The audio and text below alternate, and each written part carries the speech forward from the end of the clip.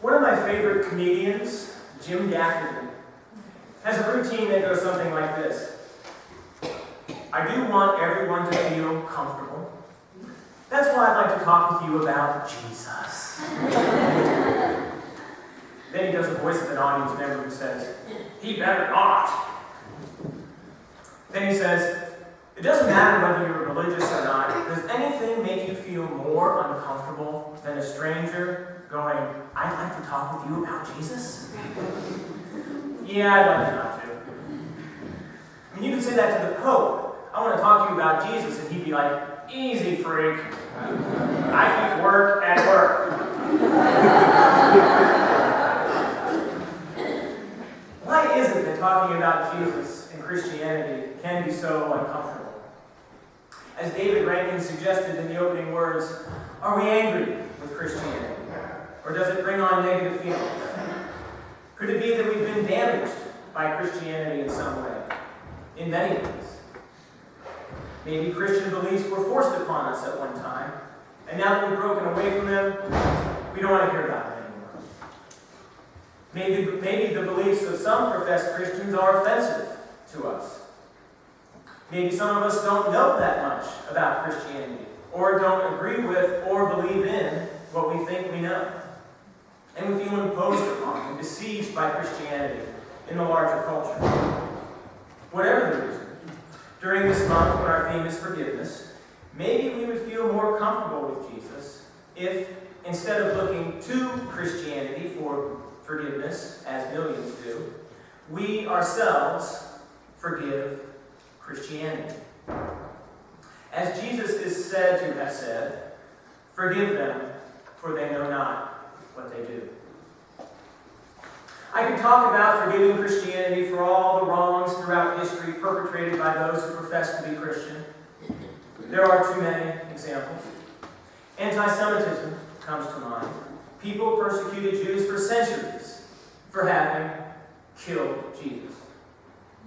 Oddly enough, some scholars suggest that it was really the Romans who wanted the rabble-rousing anti-authoritarian who spoke of the imperial rule of God put to death.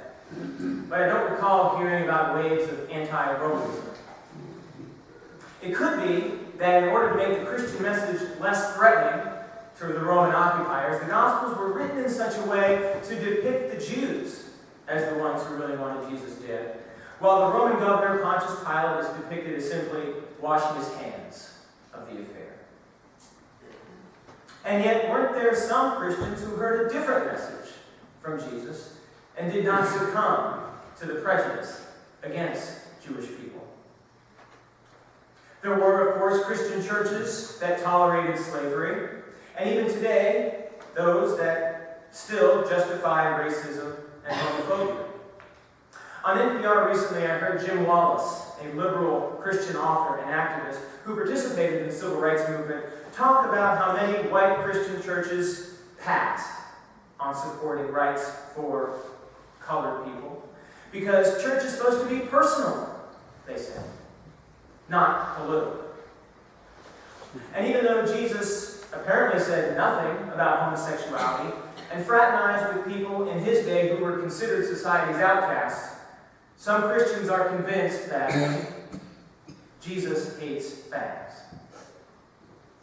And yet, weren't there Christians who are abolitionists, who marched with Martin Luther King, and who stood and stand on the side of love with our LGBTQ brothers and sisters in their quest for their rights and equality? And then there are the wars, and the killing of people and the taking of land and resources, often in the name of Christianity, when Christianity was really a thin veneer for political and economic objectives, and a mere justification for power grabs, gumptious greed, and wholesale robbery. A poet once sang, "Steal a little and they throw you in jail, steal a lot and they make you king." Thank you, Bob Dylan. And yet, weren't there Christians who supported native peoples and who were outspoken against wars and aggression? I'm not suggesting we forget the past, but that history is almost too big for us to forgive. What I am more interested in, though, is how we may have to personally forgive Christianity for what it may have done to us in our lives. Not for Christianity's sake, but for our own. As the song I wrote and sang in the prelude suggests, and the second half we hear at the offertory, I became disillusioned with Christianity in general and Catholicism in particular. I understand some of the anger and negative feelings that Rankin spoke of. You mean to tell me that much of what I was taught to believe about Jesus and the church may not really be true? That the early church may have made up stories about Jesus, and that church fathers, under the close watch of the Roman emperor, determined what Orthodox Christianity was, to the exclusion of all other beliefs? You mean that the people who wrote the Gospels likely put words into Jesus' mouth? Even the words I mentioned, forgive them for they know not what they do, are probably not even Jesus' words. The Jesus Seminar, a group of many academically trained Jesus scholars, doesn't even include it in their version of Luke's Gospel because the saying is not found in a number of important manuscripts, and so probably doesn't belong to the original text. They contend it's more likely that some scribe added it to Luke, rather than some scribe having omitted it. Why might that have been added? In the Jewish Bible, the Old Testament, as Christians would refer to it, the book of Isaiah, chapter 53, verse 12, it says that the Messiah would be someone who made intercession for the transgressors. So, if you're a scribe making the case for Jesus as Messiah, and understand the book of Isaiah to say that the Messiah will offer prayers of forgiveness for his transgressors, making Jesus say those words is a way to historicize prophecy, right? To make prophecy history. So today, if you were to search the internet, you would see something on sermoncentral.com in which a sermon author is amazed at the wonderful prophecies of Isaiah. Here we have a prophecy written hundreds of years before the event, when what might be more likely is that a scribe, knowing the prophecy, made Jesus fulfill it. Similarly, if Isaiah chapter 7 suggests that the Messiah is to be born of a virgin, it makes sense that those writing the Gospels might think to say that Jesus was born of a virgin. It's interesting that this information is only in 2 of the 4 Gospels, and some argue that such an understanding of Isaiah is incorrect, and that the translation of virgin really just means young woman.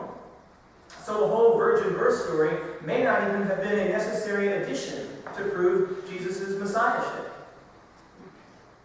You know, just give me some truth. That is all I need.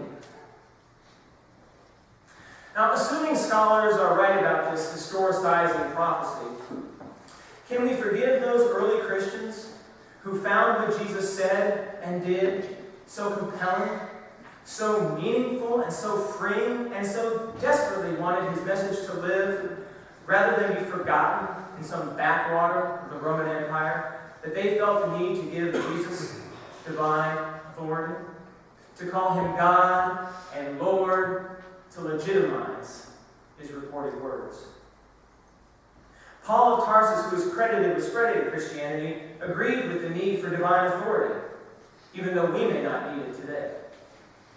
In 1 Corinthians chapter 15, Paul is arguing with people like us. He says, how is it that some of you say there is no resurrection of the dead? If there is no resurrection of the dead, Christ himself had not been raised, and our preaching is void of content, and your faith is empty too. And hey, the plan worked, right? Here we are, talking about Jesus today. Here we are in a church named after a man who himself wrote in 1803, quote, "To the corruptions of Christianity I am indeed opposed, but not to the genuine precepts of Jesus himself. I am a Christian in the only sense he wished anyone to be, sincerely attached to his doctrines in preference to all others, ascribing to himself every human excellence, and believing he never claimed any other." As you may know, that quote is in our lobby. So what about Christians today? Can we forgive them for holding views that they were raised with? Views that we would think are corruptions of Jesus' actual teaching? Views that we might still hold under other life circumstances? Many of us here somehow found our way out of such thinking, but many never did. Most never did. Jefferson thought most Americans would end up as Unitarians, but that hasn't happened. We're working on it. It's in the strategic plan. And even if we are able to forgive Christianity for what some of its adherents have done to us or others, that doesn't mean that going forward we will allow ourselves to be steamrolled by Christians or any group or anyone holding views antithetical to ours. We will continue to stand up for our principles, and we can reclaim the ground of compassion that Jesus inspires us to strive for. If you were uncomfortable hearing a song called Jesus Christ, not long ago I would have been too. Having given up on the idea of Jesus' resurrection and being the only Son of God, Savior of the world, one being with the Father, and all that, I refuse to say Jesus Christ. Jesus of Nazareth, okay. Yeshua ben Miriam, cool. But Jesus Christ, not so much. Then I read a book about Buddha. And guess what? I'll let you in on a little secret. Buddha is not Buddha's name. Buddha's name is Siddhartha Gautama. And guess what Buddha means? Anointed one. So guess what Christ means? Anointed one. So why was I okay with calling Siddhartha Gautama Buddha, but not Jesus Christ? As long as I think of them both as meaning an anointed one and not the anointed one, I became more comfortable saying Buddha and Jesus Christ. And after all, who anointed them anyway? People. People did. People did because they saw in Siddhartha and in Jesus what they thought was the best of humanity. My daughter and I were driving to visit a college, and we were talking about Dante's Inferno for some reason. And she remembered that in Catholic school of religion that my wife and I made her go to when she was young, she was taught that in purgatory, the legendary middle ground where people go after death who are not evil enough for hell but not ready for heaven either, that there was a lake of fire that she would have to cross in order to get to heaven. I asked her, "Are you kidding me? Did they really teach you that?" She said, "Yes, I remember it distinctly because it made me scared." I thought to myself, half in supplication and half taking his name in vain, Jesus Christ, what have I done? I felt so bad for having put her through that and apologized to her. At the time, we thought we were, sending our kids to religious education was a good thing. Forgive me, for I knew not what I was doing. That said, I think she learned some good things about Jesus' teaching, about loving one another, serving others, standing up for what you believe, and embracing the outcast. When I first tried attending the UU Church in Williamsburg, I actually took the time to see what she was going to be taught in the UU Religious Education class. And at that time, they were actually doing a whole series on Jesus. Good stuff about him and his teachings. That she could still be taught about Jesus without all the dogma and teachings of the Catholic Church was comforting to me. Because for me, like Rankin, Jesus' message is challenging, intriguing, and compelling, and therefore worth learning about and considering. As an Episcopal scholar, Marcus Ford puts it, what should Christianity be about, if not taking seriously what Jesus took seriously? Here at TJMC, the 11th and 12th grade YRUU group is going to Appalachia to do a week of service work. Now, they could be digging ditches, they could be handling power tools. Yikes. But whatever they are doing, they will be surrounded by Christians, youth from other churches who will be there doing service work also. And to help them get ready to be around so many Christians, the YRUU leaders did an exercise in which the youth were presented with 15 of Jesus' reported sayings and asked the kids if the quote sounded you or not. What a great exercise. But it was interesting that many of the youth seemed not to be familiar with many of the sayings of Jesus. Whether they were or not, in our own uncomfortableness about Jesus, have we denied our children the opportunity of being taught about Jesus? Or even purposely avoided it? In doing so, have we done a disservice to our children?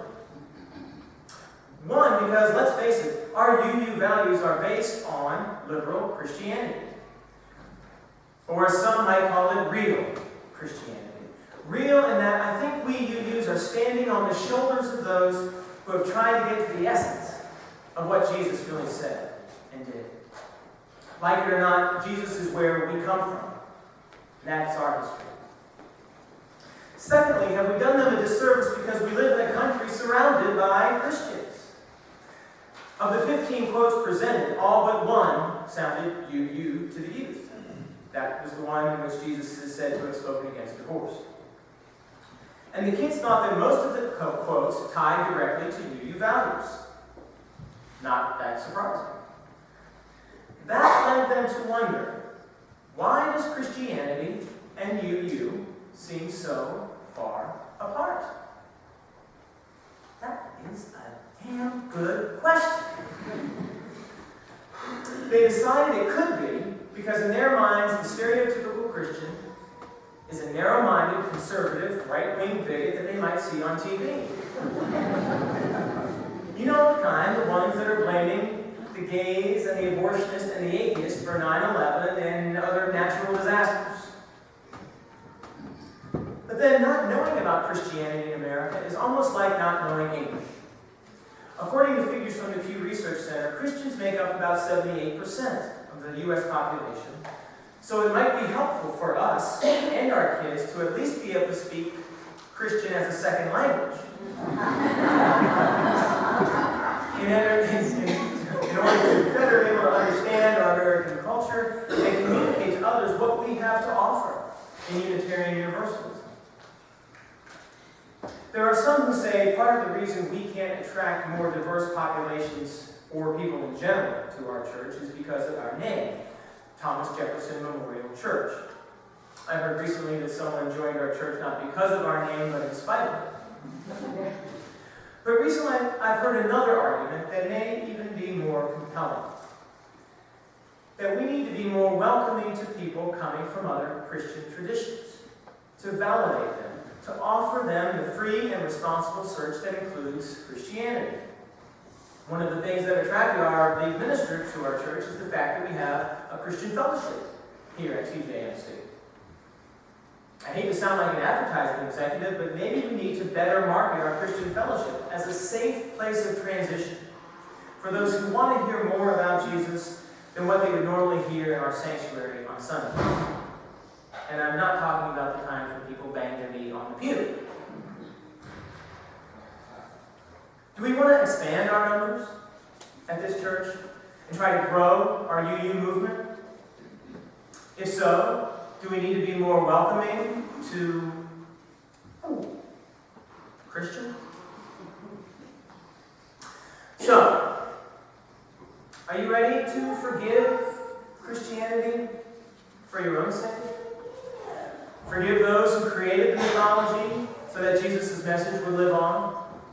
Forgive those who have distorted his message for their own purposes, and those who continue to follow the distorted message, knowing not what they do. Are you interested in setting aside the trappings of Christendom and trying to recapture the soul of Christianity? If not, That's okay. That's where you are in your life, and we all respect that.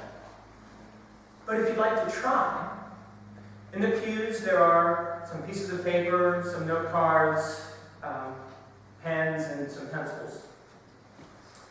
I invite you to write down as much as you like about what upsets you or angers you about Christians and Christianity.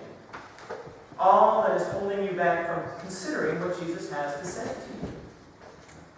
After the service, if you wish, you can bring that paper outside the social hall, and we will burn those little pieces of paper in a fire pit.